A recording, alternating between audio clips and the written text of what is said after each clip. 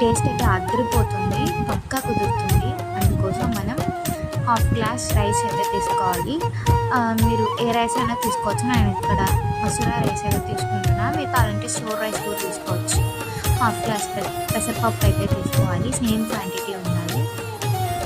తర్వాత వాష్ చేసుకొని సోక్ చేసుకోవాలి. మాకు టైం లేదనుకుంటే అలానే మనం చేసుకోవచ్చు. సో వాష్ చేసుకున్న తర్వాత మీరు కుక్కర్ తీసుకొని, కుక్కర్లో చేస్తున్నాను. సో కుక్కర్ తీసుకొని అందులో ఏ గ్లాస్తో అయితే మనం మెజర్ చేసుకున్నామో ఆ గ్లాస్తో 2.5 గ్లాస్ వాటర్ అయితే పోసాను. ఎక్కువ మెత్తగా రావడం కోసం నేను కొంచెం ఎక్కువే పోసాను వాటర్.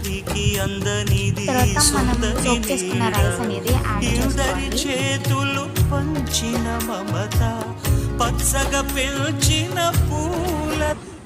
యాడ్ చేసుకున్న తర్వాత కొంచెం పసుపు, సాల్ట్, అలాగే కొంచెం ఆయిల్ వేయాలి. ఆయిల్ ఎందుకంటే పొంగకుండా ఉండడం కోసం ఆయిల్ వేస్తున్నాం.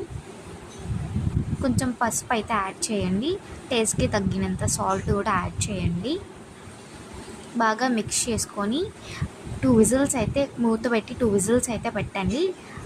మెత్తగా మ్యాష్ చేసుకోండి. తర్వాత మీరు ఏ గిన్నెలో అయితే చేయాలనుకున్నారో ఆ గిన్నె తీసుకొని అందులో ఆయిల్ వేయండి. గీ కూడా వేసుకోవచ్చు. సో నాకు గీ నచ్చదు కాబట్టి నేను ఆయిల్తో వేస్తున్నా.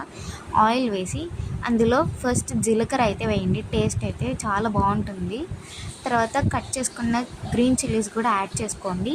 తర్వాత పెప్పర్ని కూడా దంచి వేసుకోండి. జీడిపప్పులు కూడా వేసుకోండి. బాగా ఫ్రై చేసుకున్న తర్వాత కరివేపాకు కూడా యాడ్ చేసుకోండి. తర్వాత ఫ్రెష్గా దంచిన జింజర్ గార్లిక్ పేస్ట్ అయితే వేసుకోండి. తర్వాత కొంచెం వాటర్ వేసి ఒక బాయిల్కి ఇవ్వండి. సో మీకు పొంగల్ అనేది చాలా జ్యూసీగా బాగా వస్తుందన్నమాట.